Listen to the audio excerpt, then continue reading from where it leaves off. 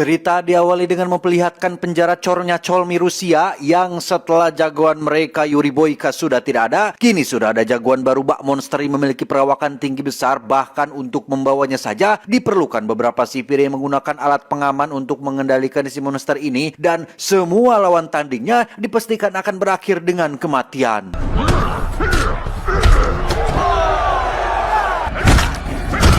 Dan inilah Brahma Kumbara, loh, dan inilah Boyka Undisputed. Kisah masih akan berfokus pada sosok petarung paling lengkap di dunia, siapa lagi jika bukan Yuri Boyka, yang setelah meraih kebebasannya berkat bantuan Gaga si bos mafia. Boyka masih menggeluti bidang yang sama, yaitu gelut. Bedanya, ia tidak lagi bertarung di atas ring penjara, melainkan bertarung di atas ring resmi meskipun masih dalam kelas atau partai-partai yang masih kecil.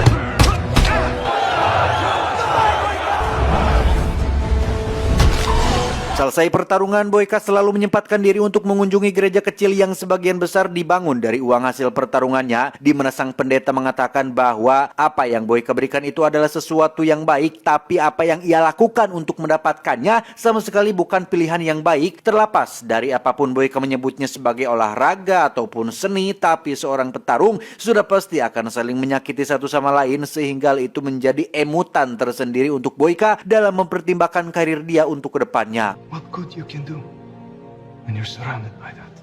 Saat Boyka sedang latihan itulah ia didatangi oleh manajernya yang membawa kabar baik bahwa ada sebuah liga besar di Budapest, Eropa yang mungkin bisa menjadi batu loncatan untuk Boyka masuk ke liga yang lebih besar, yang untuk bisa masuk ke sana Boyka harus menunjukkan kemampuan terbaiknya di depan para promotor yang kebetulan akan datang malam ini. Dan setibanya di detik-detik pertandingan, Boyka diberitahu sang manajer bahwa yang akan menjadi lawannya adalah petarung yang dicap sebagai petarung ganas yang hebat dan dianggap terbaik, yang gara-gara si manajer mengatakan hal itu, Boyka yang memiliki sifat temperamen dan menganggap dirinya terbaik pun akhirnya merasa panas dan kesal sendiri hingga terbawa ke atas ring.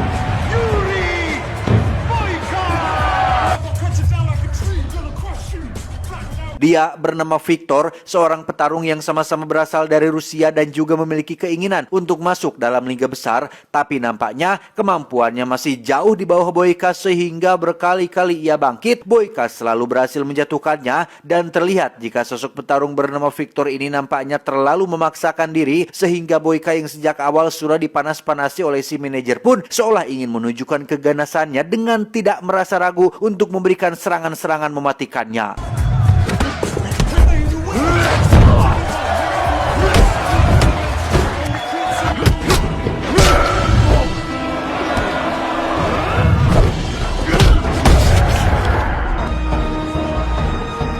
Alhasil, para promotor pun tertarik dengan kemampuan Boyka dan ingin agar dia bisa bermain di liga besar yang sebentar lagi akan diselenggarakan di Budapest. Yang ketika Boyka akan pulang, di situ ia melihat betapa ironinya olahraga semacam ini ketika lawannya Victor diketahui mengalami gegar otak dan harus segera dilarikan ke rumah sakit untuk mendapatkan perawatan yang lebih intensif. Dan alangkah terkejutnya Boyka saat baru mendapat kabar jika Victor, lawan tandingnya semalam, dinyatakan meninggal dunia saat dalam perjalanan ke rumah sakit. Boyka yang biasanya arogan dan tak peduli terhadap orang lain pun mendadak sedih dan hulang-hulang memikirkan nasib si Victor yang secara teknis mati gara-gara bertarung dengan dirinya. He's dead. Alih-alih fokus pada pertandingan di Liga Besar, Boyka justru mengkhawatirkan orang di belakang Victor yang ternyata sudah memiliki istri dan kebetulan baru menikah, yang karena Victor dan sang istri berasal dari negara yang sama dengan Boyka, yaitu Rusia. Boyka pun memutuskan untuk meluncur ke sana demi meminta maaf kepada istrinya secara langsung. Dan mari saya perkenalkan Anda dengan istri dari Victor yang bernama Alma, yang sedang menghadiri acara penghormatan terakhir untuk jenazah Victor suaminya, di mana kita juga akan berkenalan dengan seorang bos mafia bernama, kita panggil saja si bos, yang merupakan orang paling berkuasa di kota kecil ini, sekaligus rentenir yang biasa meminjamkan uang dalam jumlah besar dengan bunga yang juga tidak kalah besarnya.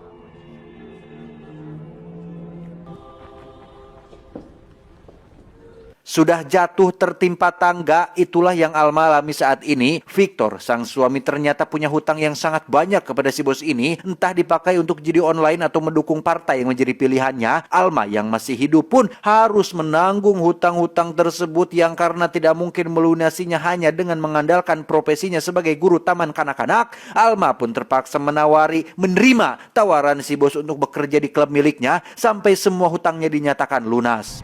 What does it matter now?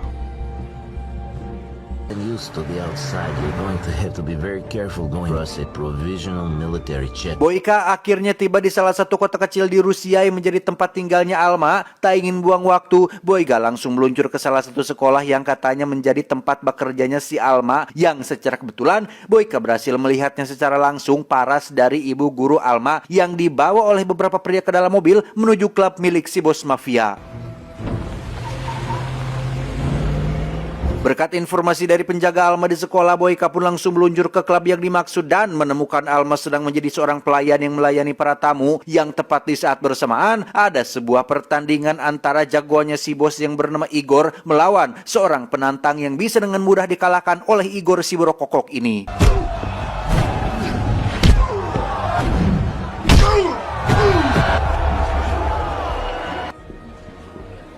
Tepat saat Boyka menemui Alma dan memintanya untuk bicara empat mata, si bos yang terus mengawasi layar monitor CCTV pun memerintahkan anak buahnya untuk mengusir Boyka dari klub ini, yang ketika mereka memaksanya keluar dengan cara yang kurang sopan santun dan tidak punten-punten acan, Boyka yang arogan dan mudah terpancing emosi pun langsung bertindak dan...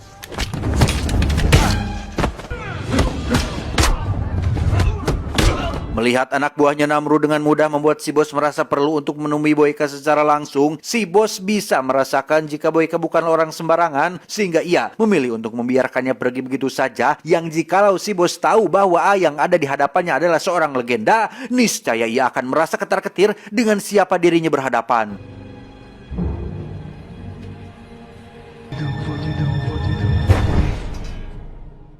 Keesokan paginya, Boyka yang terus dihantui mimpi buruk pun memutuskan untuk menemui Alma di sekolah. Di situ sudah ada seorang penjaga suruhan si bos yang ditugaskan untuk mengawasi Alma dan sempat melarang Boyka untuk masuk tanpa tahu jika orang yang dicegatnya itu adalah seseorang yang sangat pemarah dan bisa menjatuhkannya dalam satu kali pukulan saja.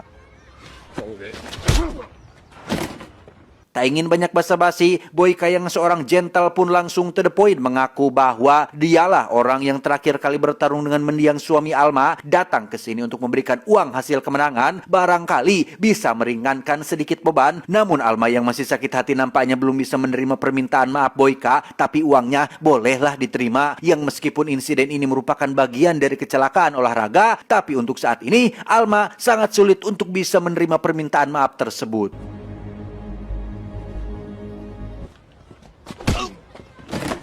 Beralih ke si bos yang sedang mengobrol dengan ajudannya, ia merasa jika laga tarung di klub miliknya ini makin lama makin membosankan, gak ada gregetnya, tidak ada hiburannya, perlu seorang petarung yang bisa memberikan adrenalin sekaligus menciptakan sebuah atmosfer yang membuat para penonton ingin lebih banyak memasang taruhannya.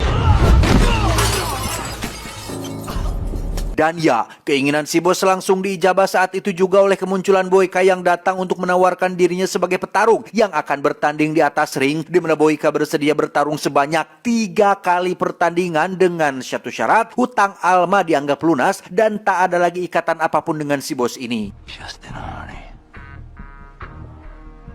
Setelah keduanya sepakat dan Boyka langsung pergi untuk latihan, ajudan si bos pun bertanya tentang alasan kenapa si bos menerima kesepakatan tersebut. Memangnya dia siapa, Dunungan? Kenapa engkau menerima kesepakatan itu? Si bos pun langsung menjawab, apa kau tidak tahu? Orang yang sudah menghajarmu itu adalah seorang legenda penjara yang dijuluki sebagai petarung paling lengkap di dunia. Dari informasi sumber yang terpercaya, si bos sudah bisa memastikan jika itu adalah Yuri Boyka. 3 kali dia bertarung di atas ringnya, si bos sudah pasti akan mendapatkan untung besar dan menarik lebih banyak pengunjung untuk menonton laga tanding fenomenal tersebut.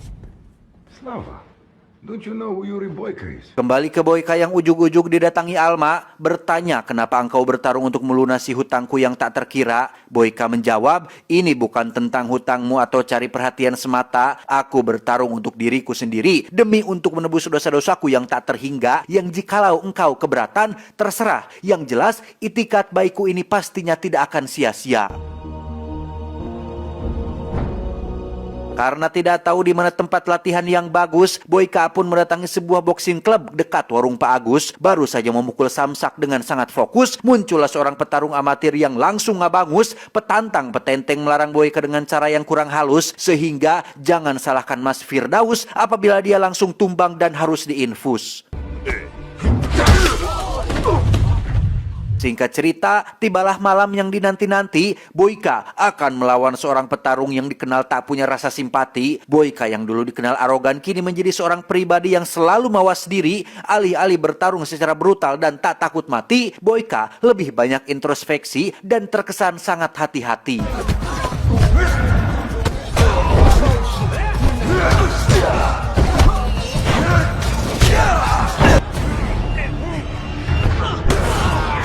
Dan ya, Boyka seketika teringat dengan insiden yang telah lalu. Ia memutuskan untuk tidak melepaskan pukulan terakhirnya setelah melihat ekspresi lawannya yang penuh pilu. Ia pun berlalu ke belakang stage dengan Alma yang disuruh si bos untuk berikan minum dan sepotong bolu. Melihat Boyka lelah bertarung membuat Alma mulai merasa sangat terharu, sehingga ia pun mengundang Boyka ke sekolah tempat mengajar dan mengizinkan Boyka berlatih di salah satu ruangan latihan yang biasa dipakai oleh mendiang suaminya dulu.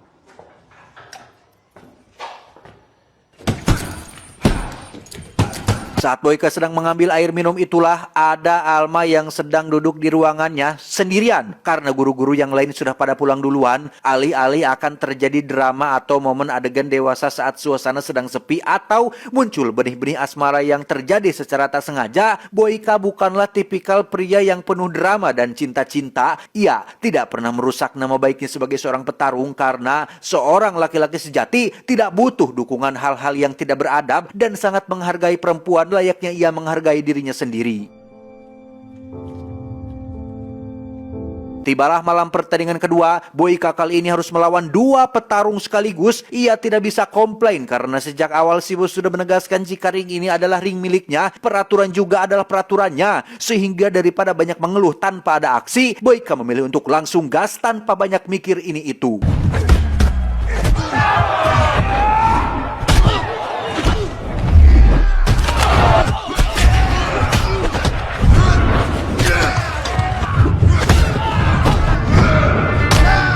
Dan ya, sungguh luar biasa Boyka berhasil menumbangkan dua petarung bersaudara itu dan meraih kemenangan. Sekaligus teriakan para penonton yang membuat si bos merasa jika Boyka ini terlalu kuat untuk petarung-petarung kroconya. Yang alhasil, ia pun memanggil wakil kepala penjara Cornya Colmi, memberikannya beberapa gepok uang untuk bisa membawa si petarung monster keluar dari penjara dan bertarung dengan Boyka di atas ring tersebut.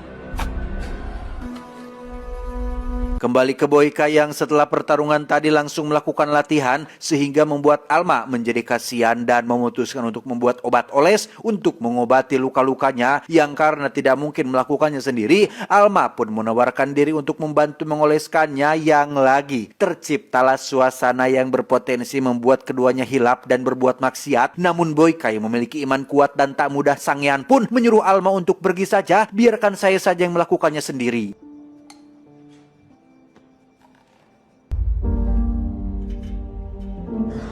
Bertolak belakang dengan Boyka, si bos adalah sosok laki-laki yang mudah sekali berbuat tindakan mesum yang hal itu dibuktikan ketika dia mencoba untuk mencium. Namun karena masih punya harga diri, Alma pun menolak ajakan tersebut sebelum si bos menyodorkan uangnya terlebih dahulu. Loh! Dan inilah pertandingan terakhir Boyka. Ia akan melawan jagoannya si bos yang katanya selalu menjadi juara bertahan di ring ini, bernama Igor, petarung songong yang cukup pedegong. Igor sangat berambisi untuk mengalahkan Boyka, tapi ambisinya ternyata tidak sebesar kemampuannya, sehingga Boyka mampu mengalahkannya dalam waktu kurang dari 1 menit saja.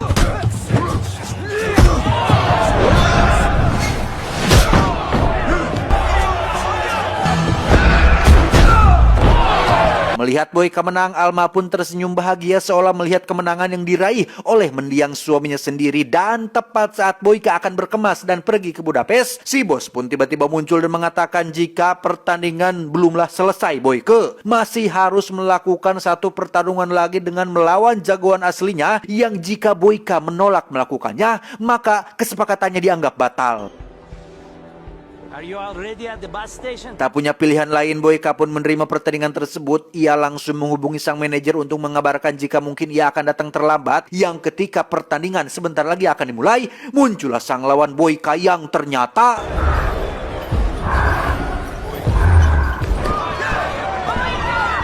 Ya, dia bernama Cosmar, sosok petarung yang memiliki perawakan seperti monster. Dengan stamina yang sudah terkuras di pertarungan sebelumnya, Boyka jelas nampak kewalahan, bahkan setiap serangan yang dilayangkan seolah tak mempan terhadap sosok si Cosmar ini.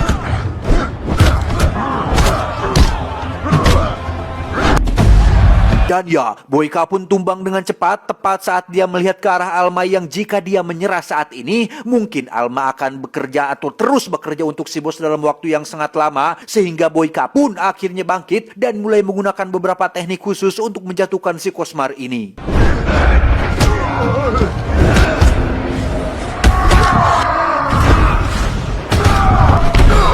Pada akhirnya, Boyka, sang petarung paling lengkap di dunia, berhasil mengalahkan Cosmar si monster. Namun masalahnya sekarang adalah Alma dibawa paksa oleh si bos tepat saat para penjaga diperintahkan untuk memukulinya dan... Untuk kesekian kalinya, Boyka pun tumbang dengan melihat Alma yang masih belum meraih kebebasannya, sehingga dengan kekuatan bulan dan protein laktosa yang tertanam dalam dirinya, Boyka pun bangkit dan menghajar para penjaga dengan penuh kebrutalan.